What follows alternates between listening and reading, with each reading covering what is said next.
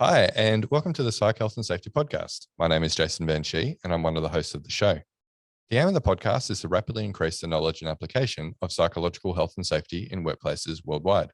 To help with this, we have regular guests from around the world who are leading the way in this important area. But before I introduce our guest and topic for today, allow me to introduce my co-host, Joelle Mitchell. How are you today, Joelle? I'm well. There's nothing going terribly in my life. That's like really good, right? That's like 10 out of 10. That you can't get any better than that in Joelle's life. That's a very sad thing to say. I know it's unfortunate for you, but it is. But it's actually a good improvement on 2021. Well, it is. Maybe I can aim for some good things happening instead of just absence of bad things. That might be nice. Yeah. I did put my my investment property on the market, and we're having a home open this weekend. So fingers crossed. I don't think you're going to need too much luck with that, with the Perth market the way it is at the moment. No, I think we've probably got in just in time. Before it starts to turn. Just had a rate rise here in Australia. Yeah. But I don't think that'll be an issue. Well, yeah, we'll see. But hopefully we'll get a couple of offers. Yeah, but we've got some good stuff coming up, right? Like we're going to Melbourne in May, and we're going to catch up with Alicia while we're over there. Yes. You've never met face to face? We haven't, no. Or you haven't been back to back either, as I like to make our employees listeners do. Yeah, Jason takes great pleasure in standing me back to back with other people who come into the office and take photos to see who's shorter. Yeah, because Joelle is tiny. It's good to see how tiny other people. So when Lee Lim out of our Singapore office, who runs the Mentally Healthy Workplaces Asia podcast, she's very tiny, but not equally tiny. Were we the same? Was she a little bit shorter than me? I think she had a centimetre on you. Above or below? Above. No. Yeah. Are you sure? Yeah, and she wasn't Polynesian descent.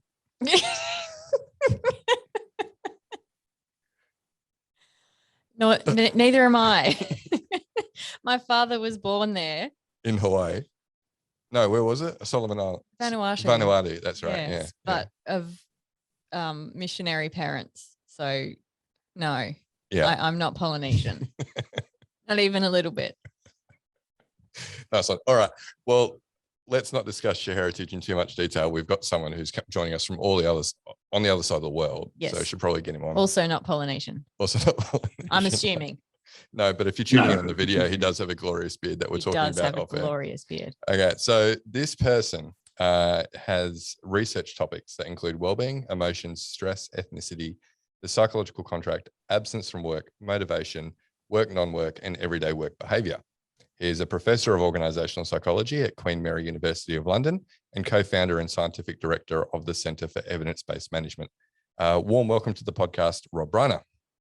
Thank you very much indeed. Thank you for inviting me. Nice to meet you. And thanks for your patience. We went on a few tangents there. A few. But yeah, really great to have you on. Actually, quick question I forgot to ask you off air. We've had Kevin Teo on before from Birkbeck. Yes. You know Kevin? I do. Yes, I do. Yeah. Yeah. So do you also do some work at Birkbeck University? I do. I have a visiting professor appointment there because we just started a professional doctorate in evidence-based HRM. So I'm being involved in designing that, and I teach on that too. So yes, I do know him. Yeah. Okay, so that's for listeners, just to let you know, if you're an org psych or working in the org psych world, there is kind of like a 7 degrees of Kevin Bacon, and you can always find a connection somehow. And this one, we've got a one degree connection here, so that's good. Yes. Yeah. So Rob, what we like to ask all of our guests before we get into this serious business is, what podcast do you like to listen to? Well, that's a good question. So I listen to quite a lot, but I would say the ones that have meant the most to me over the past couple of years with lockdown and everything are actually 2 comedy podcasts. One is called Pappy's Flat Chair, which is kind of silly and funny and based a lot on the relationships between the 3 people that do it. And they put out extra stuff during lockdown, which I wouldn't say, I mean, it's a cliche to say it kept me sane. It didn't keep me sane necessarily. It wasn't insane, but it was a great light relief throughout lockdown. Pappy's Flat Chair. And the other one is a satirical podcast, sort of political satirical podcast called The Bugle, done by someone called Andy Zaltzman. So The Bugle and Pappy's Flat Chair, I would say, in the last couple of years have been my go to every week, or more than once a week in some cases, listening. Yeah. Yeah, I did something similar.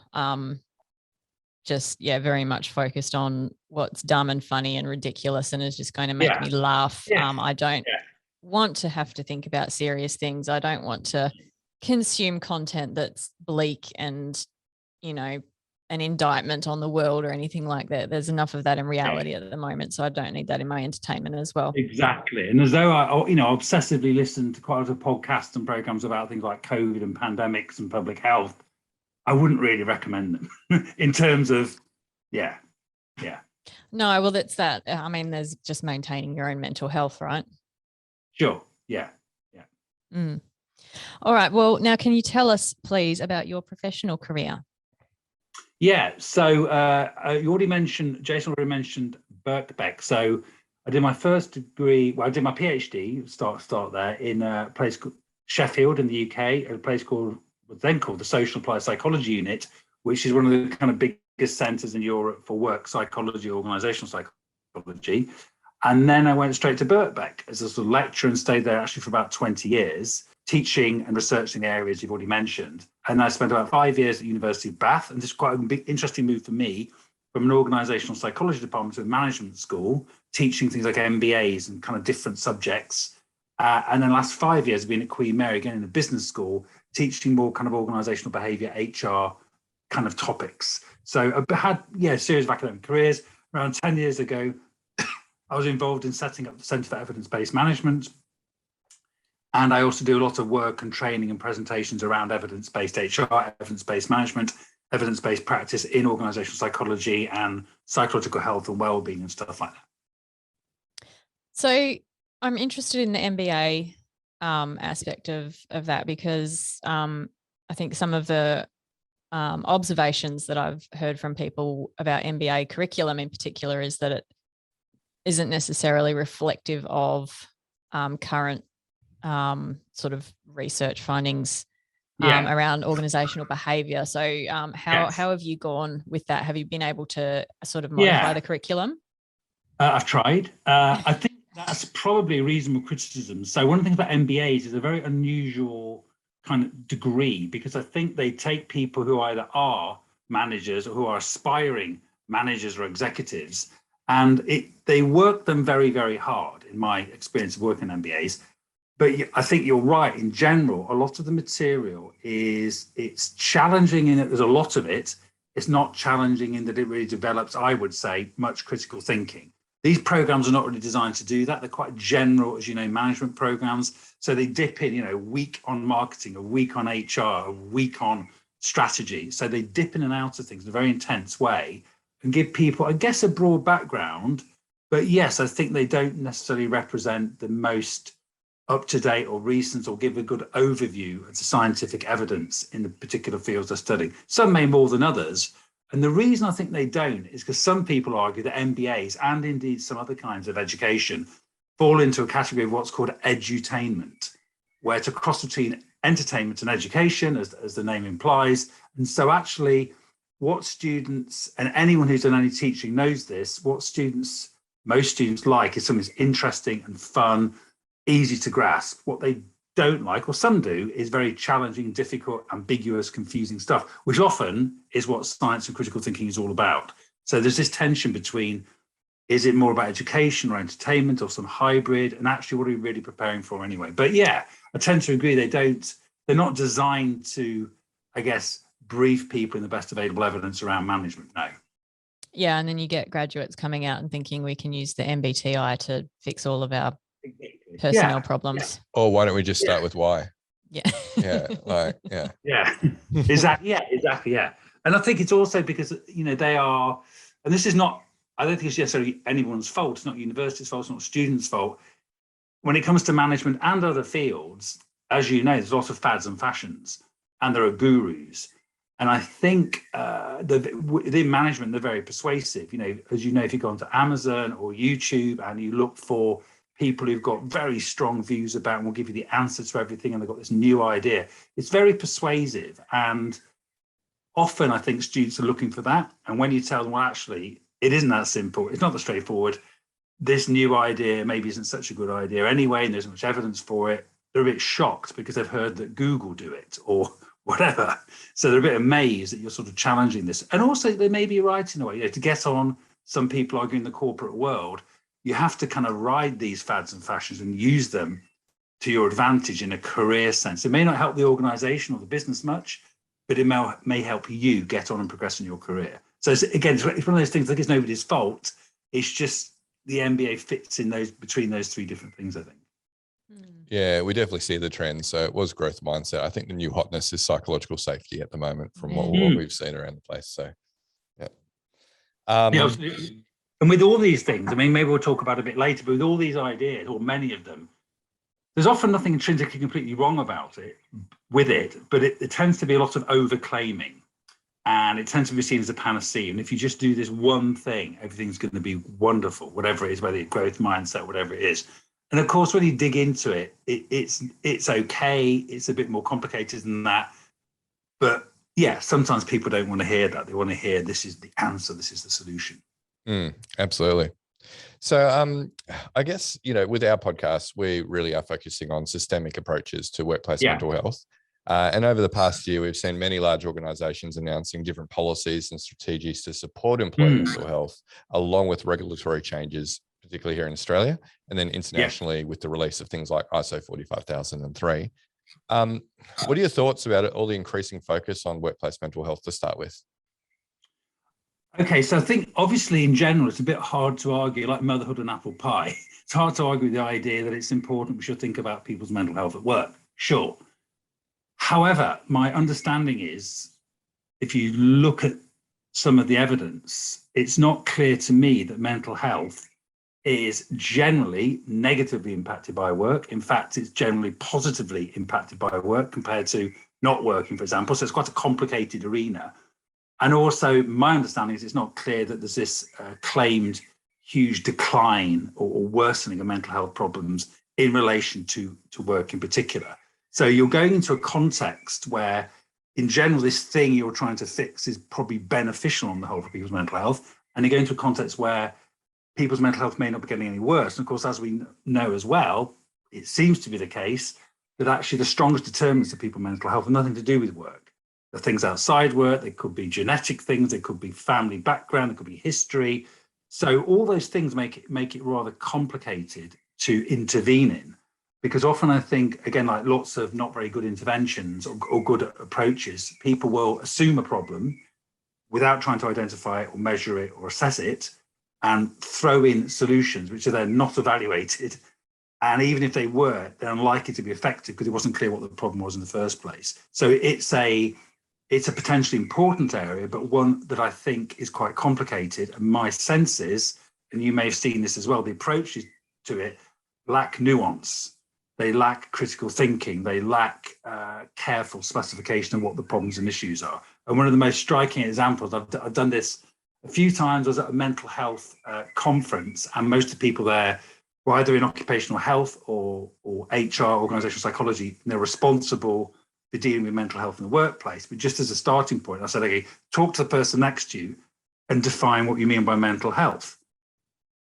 And again, that was, for most people, my sense is most people, that was a complete stumbling block. And again, the question is then, how can you manage or intervene or do something if you can't even begin to define what it is you're trying to do? So it's a very challenging area, I think, a very difficult area. Yeah, and I guess some good comparisons could be made with physical health in the workplace. You know, how much of someone's physical health is actually determined by the workplace versus genetics or lifestyle choices and that sort of thing outside of work. That's right, and that's where I think the idea of psychosocial hazards, I believe it's come in to Australia even more in the last year, quite recently, I believe, but the idea that there's a sort of equivalence between physical hazards at work and psychosocial hazards, I think has been very problematic. So again, going back to physical labour, the idea of chemicals or machineries or slips or trips or asbestos, the links between those physical hazards and physical health are relatively direct and straightforward and indeed observable in many cases. The links between psychosocial hazards and psychological injury, if you like, are much more difficult to establish. Doesn't mean they don't happen, But I think there's a danger in taking a model that was developed for physical harms and physical hazards and applying it, just moving it over to psychological hazards and harms. And I think it doesn't work very well, in my view. Yeah, we would argue that the tools that exist to measure the harm caused by psychosocial hazard exposure are not fit for purpose. And we've spoken about that at length on the podcast previously, so we're not going to bore our listeners with that one again. We might create a link to that previous podcast elsewhere. But Joelle, I think you were going to say something as well at that point. Yeah. Was I? Oh, well, okay. Well, no, but I guess, we need to think about what is the employer's role in mental health as in physical health. And if you think purely from a legal perspective, and the same as in the UK as in Australia, the employer's legal responsibility is to make sure they've got a work environment that doesn't harm people. That they're not responsible for how people are eating or how active they are at work or whatnot, but they need to make sure that the environmental conditions don't harm people. And so when it comes to psychosocial hazards, they just need to make sure that the conditions of work aren't harming people. And like you say, in most instances, if work is designed well, it will have a positive impact on people's health and it won't harm people. But that's their responsibility. Fruit bowls, yoga, EAP, mental health first aid, it's not the employer's responsibility. They're kind of like nice things to do that have kind of warm and fuzzy outcomes. Yeah. Sorry, Joelle, now Joelle wants to say something. Please, Joelle. So I guess the other thing to point out is I think that the people's experience at work interacts with what's happening outside of work. And, we've only got so much capacity to deal with stress, whatever the source of it happens to be. And so, if things outside work are going smoothly, then we've potentially got greater capacity to deal with demands from work. But then, when the balance shifts and we've got more demands outside of work, then our capacity to actually deal with work demands is diminished. And then there's sort of that greater capacity for harm to occur. Sure. And it's quite interesting. In a sense, it's even more complicated than that, because I think there's some instances where people, even if they have quite a stressful, demanding, say, home life, even if work's also demanding, they welcome being at work because there's no kids, people generally respect them. They've got structure and order. They feel competent. Whereas often maybe, for example, as a parent or a carer, you don't feel any of those things. So oddly, I think work can also have a sort of buffering effect in that sense. So I guess the stress model would be like you're filling up this bucket of stress and then it spills over. And there's also a compensation model as well, where having high demands outside work may mean even quite a difficult and demanding workplace is compensating for that stuff outside. So where you're able to be competent in your work, and where you're treated with respect and all of that sort of thing. Certainly, people maybe with anxiety disorders or those types of things can actually find work very beneficial because it takes their mind away from the sort of anxious ruminations and all of that kind of thing. But all of that is very much dependent on the conditions of the workplace as well. Yeah, and I guess that's something that we've spoken about at length on the podcast as well. I mean, stresses and mental illness kind of predisposition, if you like, or, impacts on mental health can occur in a range of ways. It could be individual or genetic. It could be workplace. It could be macro factors like there's a global pandemic and, job insecurity because of economic conditions. Now, the employer can't control the macro factors. No. They can't change the individual factors. The only thing they can impact is actually the work factors. So, and I think, again, and this raises a broader point, I think, around quite a lot of workplace kind of behaviour and other sorts of interventions, is obviously you can argue what the employer has a legal or moral responsibility for, but also there may be just limits to what they can just do. In other words, if someone, say, has a predisposition, let's say an anxiety disorder, it may be really limited what an employee, even the best employer in the world, can do to actually alleviate or help. And actually, you could argue whether they're responsible for it or not. And I think this reminds me a lot as well of things like attempts to reduce unconscious bias at work, where organizations are trying to, quite rightly in some ways, of course, address biases, but actually a lot of the causes of those biases are nothing to do with the workplace, nothing to do with the organization, are deeply embedded in society and in structures outside the workplace, and actually changing people's unconscious bias is difficult. And even if you do, it doesn't mean that it shapes behavior. So I think with mental health and other things around work, I think there is if you like, a technical limit to how much you can really shape these things. It's probably easier to make them worse in some ways, but in order to actually kind of improve things, there really are limits there to what you can do. And I think for me, one way of making this a little more effective is for organizations to be a little clear about, well, what can we actually do? What can we shift and what can't we shift? So for example, if you look at some surveys, I'm sure you've come across this 1,000 times, some surveys and measures of people's psychological well-being, top management team might look at them and go, oh my God, this is terrible. What can we do? But actually maybe 95% of it is nothing to do with the workplace. So the answer to what you can do is, well, not much. It's not in a sense, a problem that's fixable by you as a senior management team or an organization. Maybe there's other stuff you can do, but this is maybe something you can't do much about. Yeah. Well, I guess, with the pandemic on the back of that, we've seen a huge interest in workplace mental health, right? And there's so many different activities happening in this space at the moment as well. So do you think that this increased interest in workplace mental health is, a sign of the times? And I guess directly related to the pandemic, or do you think it's got some legs in it? Do you think there's going to be increased focus in that area? I think these things go through, I don't know how many years ago, 30 years ago or so, I was studying stress at work. Now, I happen to think stress is a really meaningless concept and a very unhelpful idea. And I think a lot of the claims made about stress at work, what it is, what it does, are hugely exaggerated if you dig deep into what the best available evidence. However, having said all that, I can remember that before stress came along, which was in the 70s, and I've looked at this historically, of course, the big thing was job satisfaction. The job satisfaction, increasing satisfaction, the Tavistock, the idea of well-designed jobs. Yeah, this is 70-year-old stuff now. Nothing wrong with it necessarily, but it's historic now. And then there's a really massive focus on stress. I would say from the mid-70s, probably to the early 2000s, certainly in the UK, like everything was about stress. Health and Safety Executive in the UK, stress management standards, lots of stuff coming out, huge number of courses, programs, everybody was sent on stress management courses. And then to me, that kind of diminished a bit. And it, again, went out of fashion, fundamentally, I think.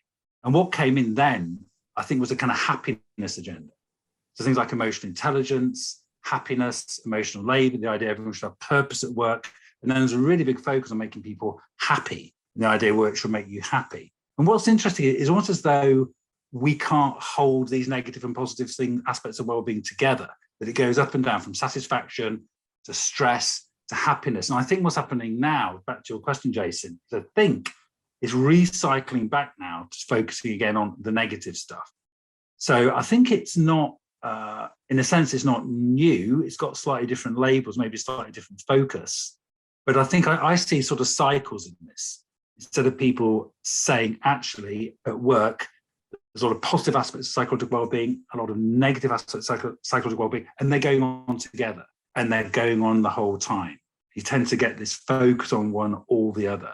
So I think that's kind of where we are. And it could also be because, I don't know if to do the pandemic. I mean, the pandemic had, my understanding is, quite mixed effects in general, lockdown on people's mental health.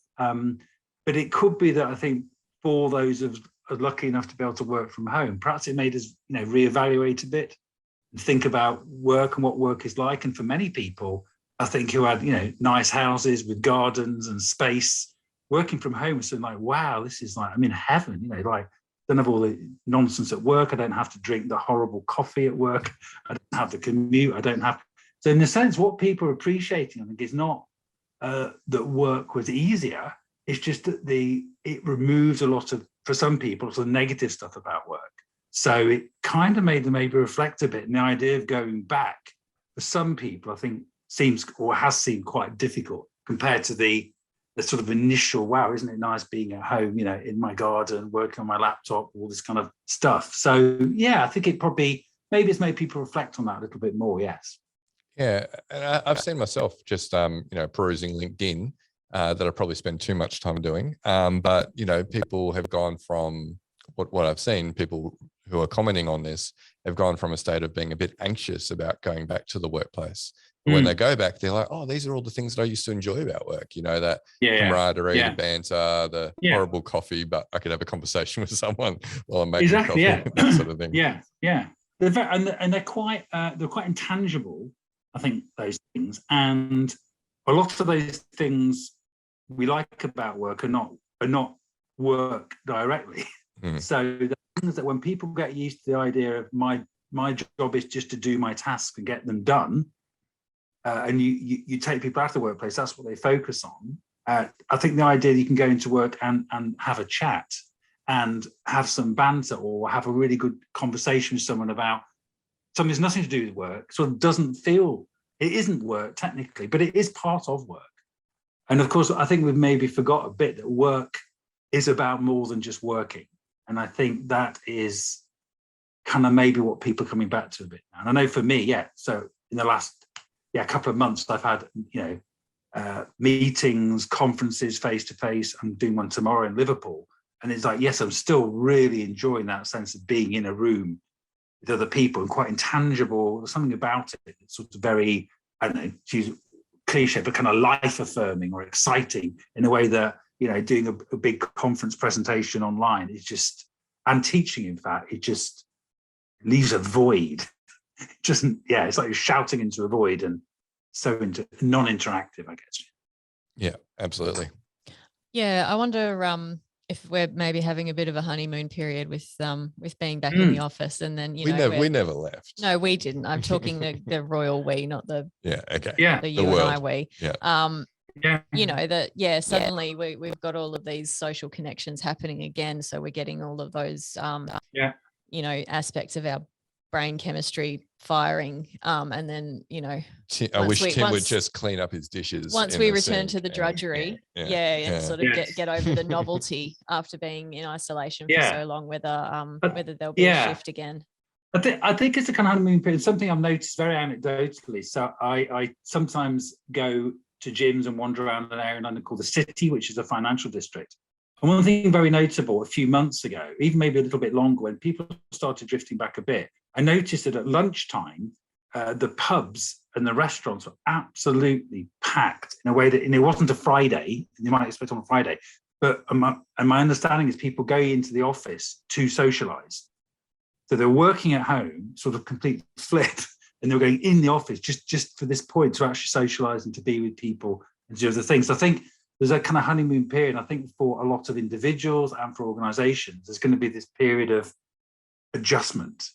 How do we get, the best of working from home, the best of being in the office? Because frankly, historically, a lot of office experiences, apart from the social bits, have not been great. Most of us don't love our offices. We don't particularly, I'm guessing, really want to be there. We're there because we need to do our work.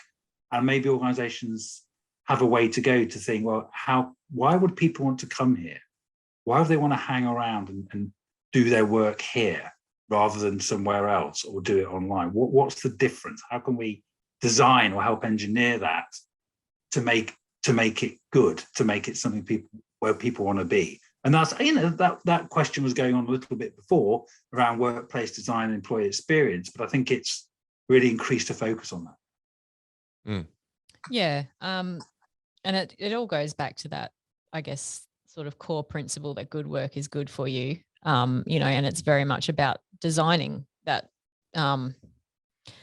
experience of work that leverages the positive aspects of work and sort of dampens or diminishes the aspects of work that can be harmful. I think that's sort of where, finding the right balance. But yeah, I guess with the that increasing emphasis on workplace mental health, there's obviously lots of people out there selling lots of things. Yes, indeed. Doing their best to sell things anyway.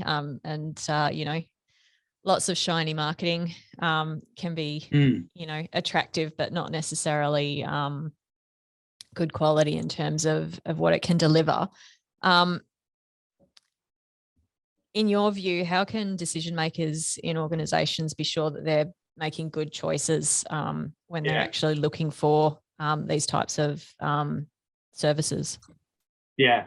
Well, the first thing I'd say is you shouldn't be looking for those kind of services. Surfaces. You shouldn't be looking for those kind of services unless you know what the problem or opportunity is. So a basic principle of evidence-based practice, one thing I'm interested in, is you do not look for solutions or answers or interventions. That's the last thing you do. The first thing you do is say, what is going on? What's the issue or problem we've got? Now, it could be, I've got quite into this idea of theatre and HR theatre recently, and the idea that in different contexts, individuals and organisations do stuff to give the appearance that they're doing something. And I think in mental health, it's a good example, as diversity and inclusion and other fields where organisations may, back to your point, choose interventions, choose things, more because they want to be seen to be doing something. So if you just want to be seen to be doing something, that's fine. Randomly choose things that your mates are doing or you think are cool, fine. If you actually want to make a difference, which is a different kind of question, you need to start with this analysis. And as I said before, what I don't see much of is a really careful, for want of a better term, diagnostic. What actually are the mental health, well-being issues, problems, opportunities amongst our employees? And that has to be the starting point. And that, in a way, is what it is the hard bit. It's the hard bit. The easy bit is buying services. That's easy. Throw money, get stuff. It's easy. Saying what is actually going on here and what might the causes of this be and what could potential solutions be, that's the really difficult thing. So I think that to me is the one, I won't say it's the only, but it's almost the one and only thing that will make a difference, is saying what is actually going on here.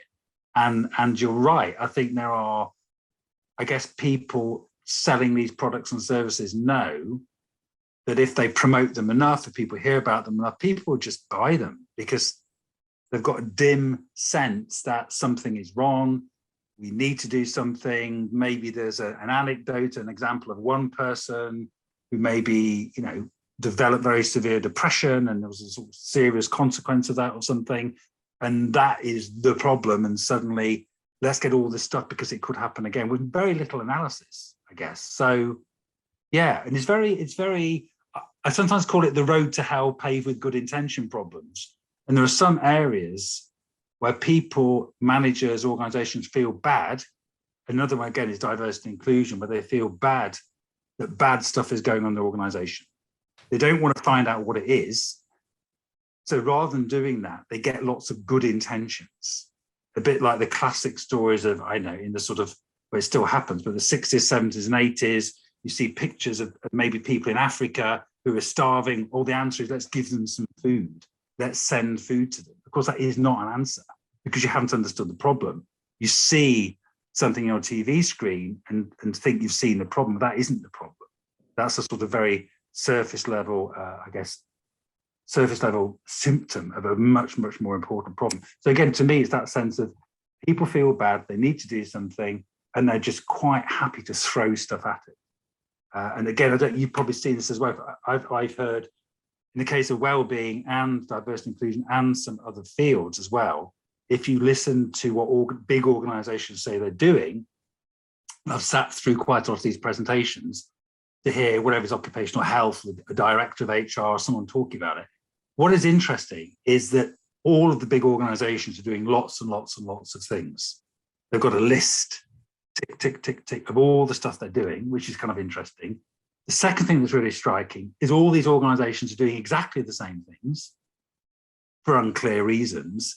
The third thing is they almost never appear to be evaluated.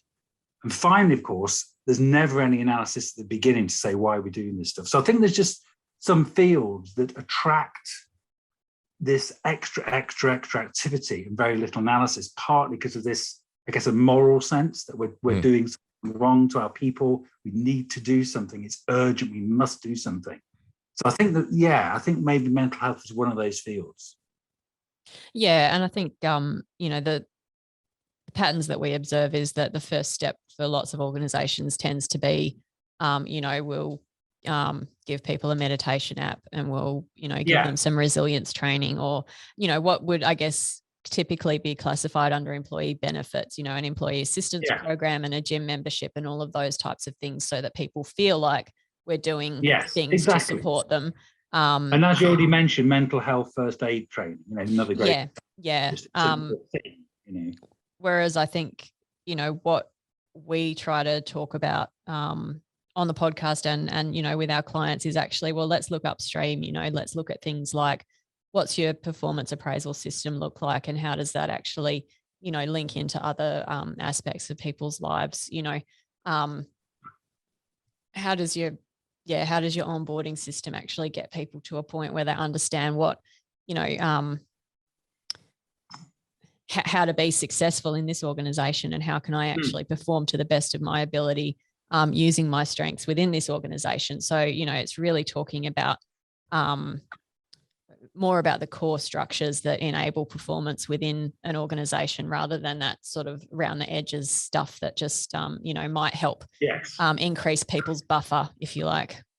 Yeah, exactly. Yeah. And I think the idea of seeing something a bit more systemic, leads to things that cause, let's say, maybe not mental health, the capital M and H, but maybe there's a mood and affect and other aspects of psychological well-being. If you look at the things about work that might affect that, I think that's probably a more important starting point. But even more important starting point is what is going on here. Why do you think there's a problem anyway? And I think one concept I find useful, and I've studied a little bit in the past, is a psychological contract. I don't know if this is something you've come across. It's just the idea that we have an implicit and I guess dynamic understanding of what we want to give and do at work, and what we expect back in return.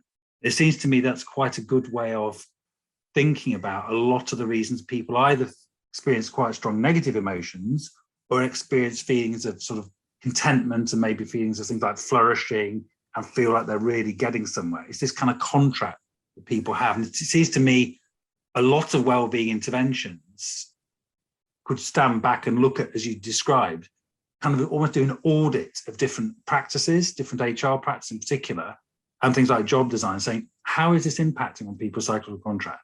What are they giving? What are they getting back? Are they perceiving kind of unfairness? They're perceiving it as unequal.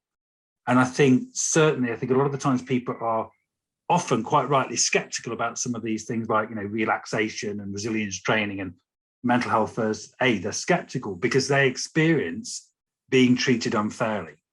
As in, you're asking me to do all this stuff at work and you're not giving me the resources, or you expect me to go the extra mile, as it were, but you're not being flexible back in return and helping me do something. So they're experiencing unfairness, and then they're being told to use a resilience app or something like that. And they experience this as a great incongruity. If you want to help me, make the workplace, fair and work for me. And then we can talk about this other stuff. So I think people have a sense of priorities about this as well, that some things, yes, if everything else is ordered and in place and workplace seems fair, you're giving what you want, you're getting back what you think is fair, then maybe, and there's still some issues and problems, and maybe you have to look at other stuff.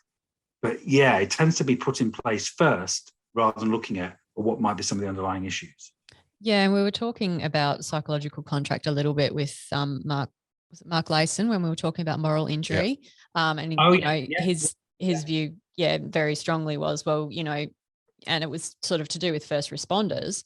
Well, they come to work expecting to deal with trauma, and that's sort of part of the job. What they don't expect is to come to work and have their employer betray them in all of these different tiny little ways that just erode away at your sense of self-worth and efficacy and all of that sort of thing. Yeah, exactly. Yeah. And I think people in many, I guess, fields experience that idea of feeling they've been taken on for one reason and employed for one reason, and then it turns out that they're not being treated at all in the way they were led to believe they were going to be treated. And what they actually do is very different from what they felt it was being promised to them. I think there's a lot of incongruity there sometimes. Yeah. So like we talked about, there's lots of different programs, and I've seen it before at conferences, right, where, companies will give up and give a case study of what they're doing. And it's basically a checklist of what are all the popular things like EAP, mental health first aid, all the rest. And like you say, there's really little evidence of any measurement beforehand or any sort of evaluation to determine, is this actually something that is needed for what is the problem, and is this going to fix it? And then evaluating whether it has actually fixed the problem.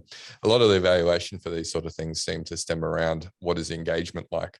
And we know even despite EAP having, really bad utilization rates, typically of, less than 5% as an industry, and probably worse with mindfulness apps and that sort of thing, they're like, oh, well, that's successful. But again, not understanding what is the problem, what is it actually fixed? It's more, are people engaging with this once a month? Is that then valuable? But anyway, you talked a bit about that importance of evaluating or trying to assess what is the problem before launching into something, or before purchasing solutions. But I guess in your own words, what does the process of evidence-based diagnosis actually look like? Yeah, well, I think normally what my sense is what might happen is people, and again, I'm going to use the word problem, but also you can apply this equally for the concept of opportunities. So it's not just about removing problems or reducing problems. It could be about capitalizing opportunities. But I talk mostly about problems just because it makes it a bit easier. So typically, I think people would start with a hunch, an observation, a sense, some piece of data that tells them something is up, something is wrong, something is not, working or going wrong in some sort of way. And then the first step would be to actually ask a whole series of questions to try and find out what might be happening. And with evidence-based practice in general has a number of key features, which is different. So we all use evidence. And of course, sometimes people think, well, I use evidence, so that's evidence-based practice. Well, not really, it isn't. Evidence-based practice, I think, has three distinctive features from the way we normally use evidence. And again, you'd be interested to know if you've ever seen this in the organizations you work with. So the first thing is a general approach. And the general approach is what people describe as conscientious, explicit, judicious. So conscious means you really try to gather evidence. Obviously, judicious means you judge the quality, and explicit means you write it down, you codify it, you share it with other people. The first difference is this general approach. The second difference is using multiple sources of data. And again, this is something I don't see very often. So people might say, use lots of analytics in the organization, or they may find some scientific articles, but they don't often put those together and look at other sources of evidence as well. So using multiple sources of evidence is the second difference, I think. The third difference, I think, is it's taking a structured and stepped approach. In general, it seems to me people don't like being guided about how to make decisions. So if you give people structures and guidelines, people just want to make decisions in their own way, which I get, and I do as well. But it seems to me if you're in an organization, if you're spending money, if you're dealing with important problems, then you should try and follow a more systematic approach rather than just going on hunches and so on. So there are the three differences. It's general approach, it is using multiple sources of evidence, and it's taking a structured approach.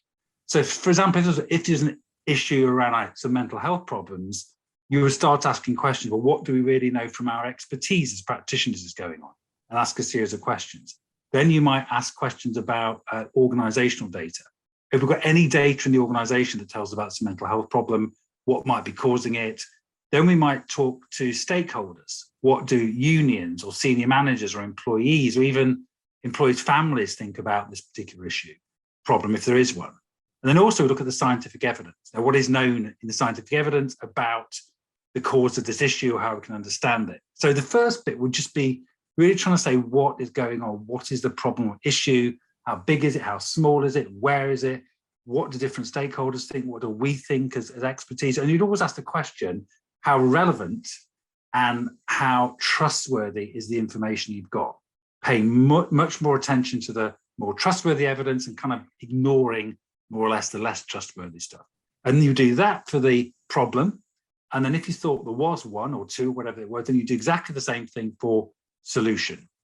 Multiple sources of evidence, go through a series of steps. So essentially, evidence-based practice just means making a more informed decision, doing it in a more structured way, being aware of the limitations of the data and evidence you've got. And that's something, I see people do bits of that, but I rarely see people do all of that. I don't know what your experience has been. Yeah, that's a really great summary there, I think, Rob. And I think I can directly relate that to, say, my role straight out of Org Psych Masters was, as a lot of Org Psych Masters do, in like a selection assessment role. So pre-employment screening around personality, abilities testing, that sort of thing. And that's one piece of information in a whole kind of recruitment process. So you also have interview. So interview, reference checks. You have, it might be practical type of assessments to assess skill levels. That sort of. You have all these pieces of information, and you make your judgment based on all of that information. Whereas I found, despite even saying to clients, reminding them again and again, use all the information. Don't rule them out because their conscientiousness is low on this particular scale. Don't rule them out on that one piece of evidence if everything else is saying, hey, this person's a stellar high performer who puts in a lot of effort. So I'm just thinking that was just going through the back of my mind. It's funny, that's a really good analogy, and I've never thought of that before. There you go. And you're from the org psych field, mate. You should know that. I know. Never dawned on me. Thank you. And I think one of the reasons it's quite relatable, I guess, is that, well, you would hope people who are making selection decisions probably have some awareness that you've got all these multiple sources of information. They're probably where some are more or less relevant. They're probably where some are more or less trustworthy. So the principles actually are in there, aren't they? The same principles. So yeah, I will steal that. Thank you very much. You're very welcome. Just some reference or royalties. Yeah, of course. That's good, mate. And sheet 22. Yeah. Okay. So, I mean, I think our views are aligned with yours there, that doing that really good quality diagnosis up front, and with particular emphasis on consulting with the workforce about what their experience of work is like, and what are the are there work factors that are actually creating challenge or distress for them, and what are they, and are there clusters of people who are having the same issues with the same aspect of work, or the same structures of work, or whatever that might be. So we certainly advocate for that type of an approach as well. I just want to interrupt there. So that's great, but I don't know if you find this, but my sense is that sometimes if you want to take that approach, of course that's great, but the problem or challenge might be for you is that there's lots of other people in the same world who are quite happy just to sell people a thing. Oh yeah. And I've heard this quite a lot, actually, from organisational psychologists and other people as well, who say, other consultants or people in small businesses, small consultancies, who say that's how I would like to work with my clients. But some clients just want the thing. And if you say, well, can't we find out what the issue is? Sometimes they will, but often they're saying, look, can you give me these things or not? And if you can't give me these things, there's 100 people I can just call, and we can get the mindfulness app, up and running in a week. We can do mental health first aid training next month. So what? Yeah. So it's always interesting. This is a real challenge about if you, as a practitioner, want to practice in an evidence-based way, it's can be really challenging, because partly because the clients don't want it, and partly because there's plenty of other people who are happy just to sell people the thing. And that's probably why it's good to buy from a registered psychologist who is bound by a code of ethics. Yeah, we would hope that would help. Yeah. Yeah, not a guarantee. Not a guarantee, but no. It increases your probability. It does, yeah. Yeah. But it's, what do you want to do with your money? Do you want to actually, have it give you a return, or do you want to just spend it for the sake of show? So I guess from that perspective, we'll look at different outcomes that we can also measure, things like absenteeism and turnover, and those types of things, and then you can sort of do a pre and post types of assessments using existing organisational data, as well as those sort of employee consultation and other different sources of data that you collect within your organisation. I think what we see a lot of, and particularly with organisations who have very mature safety management systems, is that they will want to just sort of take the top 8 psychosocial hazards from the standard or whatever it might be, and add them to the risk register, and sort of do a top down, is it, what's the likelihood and what's the consequence, and we'll do this policy and we'll have this disciplinary consequence attached, and that'll do it. Obviously, that's a much easier process for them to follow, as opposed to actually doing that sort of more in-depth diagnostic that we were talking about there. what would you say would be the benefits for them to do that more in-depth process rather than that sort of top-down approach? I think partly, as I said before, I think that taking physical health and safety stuff or models and directly applying, or as you say, sticking on psychosocial hazards to it, I think has problems. And I suppose would ask or would suggest that what's really important is to actually look at the causal mechanisms that you're interested in. So say it's something like job autonomy or workload or role ambiguity, whatever. What is it? What are the actual causal mechanisms by which these features of the work will lead to particular kinds of outcomes? And if you can't specify those, then it gets pretty hard to take that sort of health and sort of physical psychosocial hazard approach. If you can do that, fine. If you can't, then you're a bit stuck and you're kind of guessing, maybe based on scientific evidence or something, what in principle might sort of make a difference. So I think it's quite hard. So I think the alternative again is to go back and look at,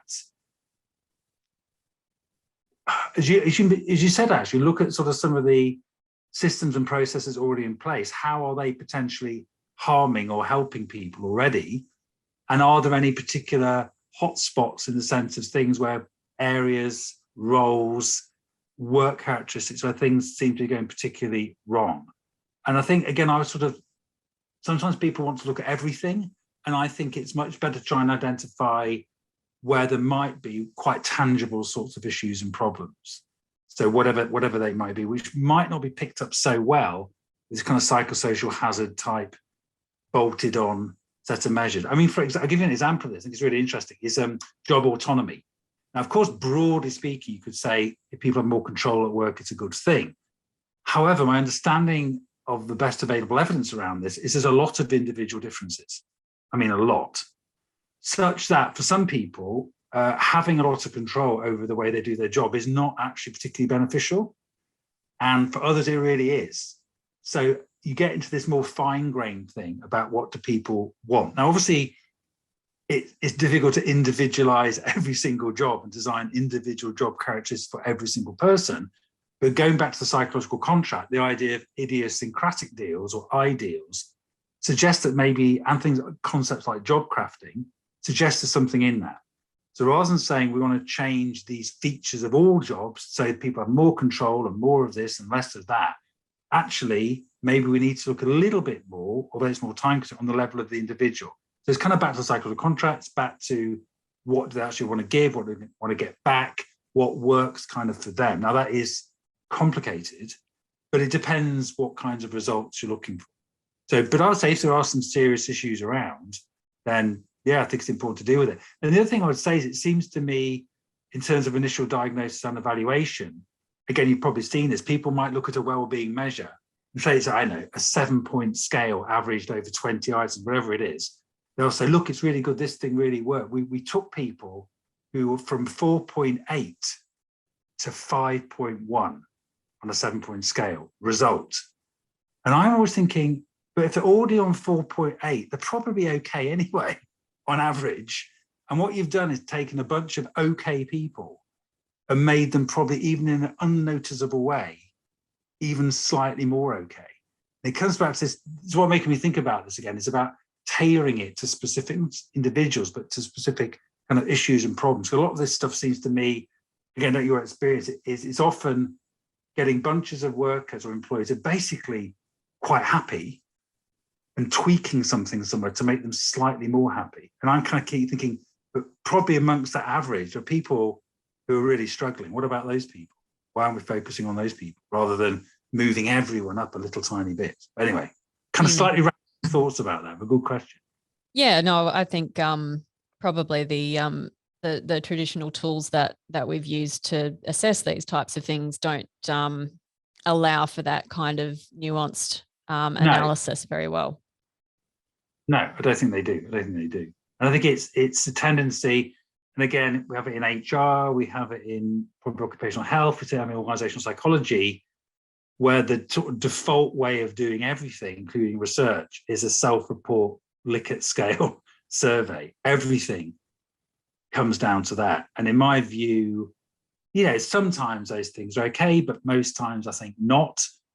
But then it's quite difficult to think of the alternatives. We're so used to generating data by using surveys. Again, even in the research, if you pick up an academic journal, it's the organisational psychology or work psychology, to find anything that isn't based on a Likert scale of some kind is really unusual. And you're thinking, but this is all about people's perception. Yes, sometimes that's important, but other times it isn't, not least around well-being, because when we intervene, we're trying to change the work environment. But the key question is how much the work environment is driving those perceptions. Again, there's some evidence that suggests maybe not much. If people don't like their boss, it maybe doesn't matter what the boss does. Or if people say they've got high workload, maybe reducing it doesn't change their perception of high workload. So there's a real issue there about the match between what we're trying to do, which is to make workplaces safe or even flourishing for people, and actually the way we're trying to get data, back to your point, data and instruments that's supposed to tell us about what that workplace is like. We rarely get to that. I think we get something else, which is why I'm actually quite in favour of, obviously, things like more qualitative methods, even ethnographic stuff that seems to me can often tell us much, much more about what's going on.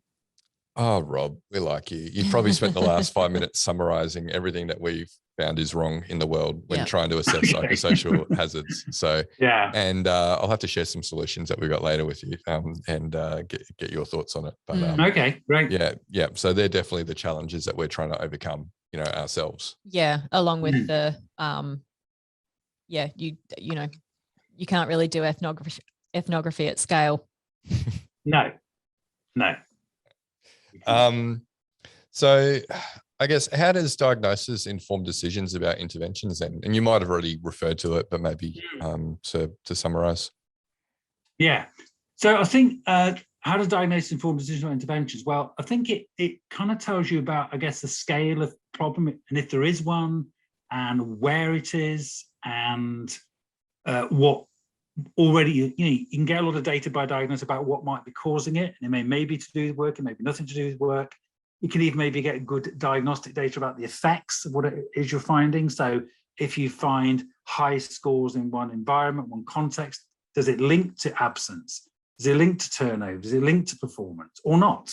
And how much does it? So diagnosis potentially almost tells you, not everything, but tells you a hell of a lot about what you need to know before deciding if you need an intervention, what that intervention might be, and where it should be targeted.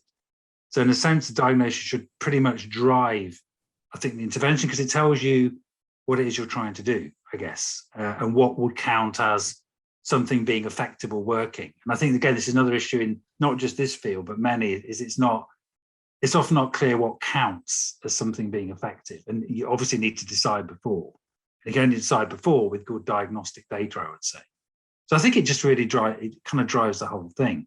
And more generally, not just in this area, but in lots of areas, I think whether it's kind of politics or HR or management or all these fields, over the years, I've noticed that it's actually, I find it really hard to persuade people to do that work. I find it really, I can't really do it. To persuade people it's worth doing that diagnosis. And I think there's lots of reasons for it. I think one is often the data organizations have is not very good, or it's not very well organized, or it's impossible to understand or difficult to analyze. It's a big databases supposedly full of data and evidence, but it's kind of unusable. And I think a bit of it is around skills. People don't have the skills. And again, as I mentioned before, it's this tendency to want to do something. And people don't see that diagnosis as a prerequisite, an important, crucial prerequisite for doing something. They just feel that doing something is the most important thing. But yeah, I think it's kind of at the heart of this, what is going on? What is the problem? What is the issue? What is happening? It's the most important kind of question we don't ask. Yeah. Now there's a really great quote that comes to mind. It's Abraham Lincoln and the axe. If you're going to chop down a tree and you got an hour to do it or something like that, you spend half your time or 90% of the time sharpening the axe and 10% of the time cutting down the tree. Yeah. In the same way, you should spend most of your time on diagnosis, because that will really make it very clear and tangible what the issue is, and the intervention will be very apparent, Yeah. And also there's another famous non-Einstein quote. I only learned how to read lots of things attributed to Einstein. Yeah. But one of the alleged things he said was similar kind of thing. If you had 24 hours to save the world or something, he'd spend 23 hours trying to understand what the issue was and 1 hour intervening to save it. And it's this kind of ratio that we seem to have flipped on its head. Or that idea, I think, is it from carpentry? Measure twice. Yeah, twice, cut once. Yeah. Idea. And that's what I find at the moment where I'm with all this. I really find it fascinating that people kind of know this. So it's not like an alien concept. The idea you try and diagnose and understand before you do something. But it just appears in many areas of organizational and life in general. People don't do that. And I find it really, really interesting about why that might be. Yeah, so tell us more, Rob. Why are all these companies virtue signaling? No, don't. That could be a whole nother podcast. Well, I suspect they might not even know. My guess is if you ask these companies why putting all these mental health things, and they were very able to speak candidly, I think they just say, well, we just have to be seen to be doing something. We just have to. Oh, and that echoes the feedback that we've gotten from companies, particularly during the pandemic. They're like, okay, we know this is an issue and people are reporting this as an issue. Everyone else is doing this. We want to do something. Just, we don't have time to diagnose. We need to do something and just rush into a solution. Yeah. So I don't think it's always virtue signaling. You get into that cycle of do stuff, don't evaluate, do some more stuff, don't evaluate. How do you get into that process? I don't know. So we've had a number of guests who have made the point very succinctly that, most wellbeing interventions don't have a strong evidence base behind them. So this is sort of the point that you were making, that, organizations will do an intervention and they don't evaluate to see if it actually had the effect that wanted. And, we had Don McCreary on who, had been contracted to evaluate, which of these interventions is the most effective. And his answer was, well, none of them are effective, which wasn't quite what they were looking for. But nonetheless, that was the conclusions. So in the absence of good evidence, if organizations have done that diagnostic, what approach should they take then in sort of deciding how to actually intervene once they've identified what the problem is?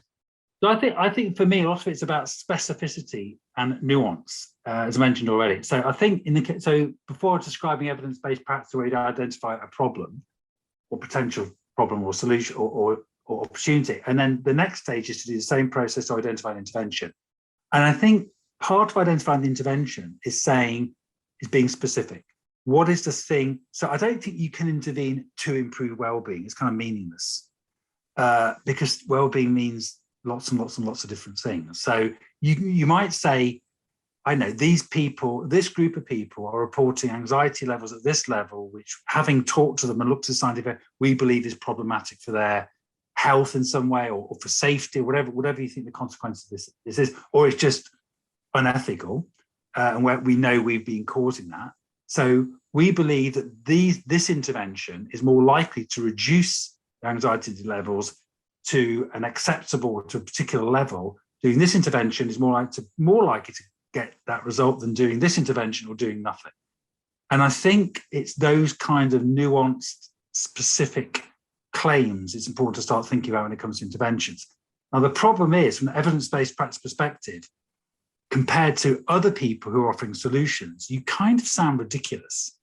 You're saying, well, we think probably based on this, if you do that, it might lead to this out. Someone else is going, I have the solution. This is the answer. And you sound a bit, well, what's the answer? Do you have the answer or not? And you go, well, there isn't quite an answer. And sometimes people react really badly to that. They want the answer. So I think, it's about nuance and specificity. And I think sometimes one analogy I like to use sometimes is if you've got a problem in your house, there's a damp patch. I'm actually looking at a damp patch right now, actually. Now I'm worried about the damp patch. But if you look at the damp patch and you say, I need to get a builder in to look at this. And the builder comes in, looks at it and goes, right, I think it's this. You need to get on the roof, do that, we're done. And they don't go up and roof, they don't look at anything. You go, okay, well, this builder's got the answer.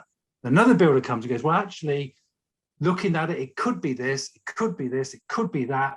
I'll need to do this. I need to go outside and try and go on the roof. I can maybe put whatever it is builders do to try and find out what the problem is. Now, you could say, well, I want the builder who's got the solution. Or you could say, no, actually, this other builder who isn't quite sure, but they've explained to me it could be a number of different. Actually, I trust them more because it looks like they want to try and really understand what's going on. And I think this analogy I sometimes unsuccessfully use with managers, saying, who would you actually trust more to do a good job in the end? And I think it's sort of, to me, it's about, shifting people a little bit from a modus operandi, which says, here's lots of stuff, let's just do these things, towards, can we kind of be a bit more like the builder who's says he needs to investigate or she needs to investigate to find out what is going on? Can we shift it a bit more that way? So I think, and it's about that nuance. It could be this, it could be that, maybe that will work. That now we've found out it's this problem, this should probably do it, but we'll have to check again later. So it's that kind of language and way of thinking about interventions, which again, I think our organisations, our businesses are not always used to that. They're used to, I don't know, quick fixes or easy things. Again, another analogy I quite like is, I don't know, things like diets or things like health advice, where they're constantly just do this one thing, eat this one thing, don't eat that one thing, try this pill. And actually maybe the intervention's boring and slow and won't be fast and won't, but it's, it's more likely to work, and it's not fancy, it's not clever, but maybe for most of us, eating less, moving more will probably do it. But you know what? It might take 18 months, might take 2 years. And again, that's what I mean by interventions as well, is saying it's nuanced, it's specific, and it's really thinking about how long it might take. These kind of ideas. Yeah. Rob, we have loved this discussion. I hope our listeners enjoy it as much as what we did. I mean, we're from the same field, and you can never hear this stuff enough. Yeah. It takes me back to my master's degree in talking about organisational diagnosis. And it's really cool. Good. Yeah, so we're happy to geek out with you, Rob. Maybe I reckon. Okay. Hopefully, our listeners are still tuning in at this point, because I think you've shared a lot of gold. Yeah, no, yeah. I agree. And hopefully, listeners from the OHS side of things as well have sort of taken some learnings away from there, that it's not about just looking for what solutions have people got for sale, but actually how can we find someone who's going to help us do a really good diagnosis and sort of understand what's happening. And the other thing I would add is it can sound very, evidence-based practice and doing a diagnosis can sound very time-consuming and complicated. I would add to that, it doesn't have to be. In other words, I would say even if you can only spend a couple of days on it, you are more likely to find out what the problems are, and you're more likely to identify a solution than not doing it at all. And it's persuading people that even doing it a bit is going to help. So I think sometimes when people think about diagnosis and looking deep and think, oh my God, it's going to take too long, it's going to be too difficult. But it doesn't have to. Even making a slightly more informed decision is preferable in terms of getting the outcome you want. I think maybe we haven't always done a good job in making that clear to people. You don't have to make it really long and complicated. You can still do a better job. That's an excellent point. Yeah. Yeah. And I think we've rabbited on about that quite a bit on the podcast as well. If you're going to, launch into all these interventions, you should be spending most of your time up the front understanding the issue. Yeah. Right. Yeah. And it's great that you are reaffirming to our listeners that Joelle and Jason have been saying the right stuff. According to Rob, anyway. According to Rob. According to me, exactly. We'll get some more org psychs that we've paid beforehand. Yeah. That will back up our sessions. So, hey, Rob, it's in case you haven't noticed, we've enjoyed having a chat with you today. Me too. It's been great. Thank you very much. And I think you've articulated some of these issues really, really well. But if we think back to this topic of mental health, one question that we ask all of our guests is, looking into the future, what would your hopes be for the future of workplace mental health?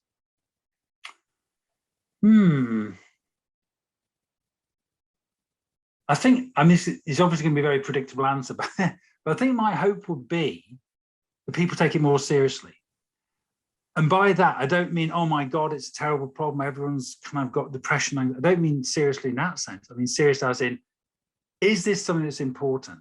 If so, take it seriously. And by take it seriously, it means trying to understand what seems to be going on. Treat it like a serious thing, not a trivial thing you're just going to throw instant non-solutions at. That would be my hope, to treat it as something serious, because in the end, at least for some people, it is about their mental health, it is about psychological well-being, and there is an ethical thing here. Is it ethical to vaguely believe there's a problem, not try and understand the problem, just throw sort of things that don't work at it? Of course it isn't. So when it comes to mental health, there's an ethical angle there as well, and that hopefully persuades people a little bit more that it is something worth taking seriously. Yeah, and right on the topic for today as well. So very much so. Well done, Rob. And I think I can probably predict your response to this last question that we ask everybody as well. Parting words of advice for professionals who want to work to improve psychological health and safety. I would say, so whether it's a professional thing in an organisation or a consultant, I would say, this is maybe not quite what you thought I was going to say. I would say, think about what kind of practitioner or professional you want to be. Do you want to do what's important for the business, the organisation, for employees, for individuals? Do you know what's important? And do you want to do stuff that's more likely to be effective? Is that the kind of professional you want to be? And if it is, then you need more informed decision making. You need something like evidence-based practice. But that's a decision. It's hard to make, but one we can start to think about, how do we want to practice? That's the key thing. Not quite exactly what I was imagining, but related, I would say. Yeah. You'll take it. Hey, Rob, that brings us to the end of the conversation today. Is there any resources or anything that you'd point our listeners to? Sure, there is. So if you go on the Centre for Evidence-Based Management website, I'll send you some links so you can add them to the podcast notes. But the Centre for Evidence-Based Management is a good resource for lots of things to do with evidence-based practice, including organisational psychology, HR, and some stuff there about well-being as well. There's also specifically, and again, I'll send you the link, some stuff specifically about psychosocial hazards and some stuff I wrote a while ago. It might be quite interesting maybe for people to look at it now, about some questions we raised about how well the kind of physical hazards model applies to psychosocial hazards. So what are its, how can it be used, but what are its limitations? So they're the two main resources, I think. Yeah, terrific. Well, thanks a lot, Rob, for today. We'll hope to keep in touch because, it's great to finally connect with you after seeing and being an admirer of a lot of your commentary on LinkedIn that we definitely buy into. So thank you so much for joining us today. You're very welcome. Thank you so much. Okay, listeners, that brings us to the end. So just remember that we do videos of these things when we have the conversations with our guests. So you can catch that on the Flourish CX YouTube page. We'll also take some of the best clips from today, and there were a few doozies that we'll put on the Flourish CX LinkedIn page if you want to see some of the short clips. While you're on LinkedIn, Joelle and I frequent there pretty frequently, and so does Rob. So I'm sure that we'll all be happy to continue the conversation if you want to slide into our DMs and do that. But thanks a lot, listeners. We'll catch you next episode.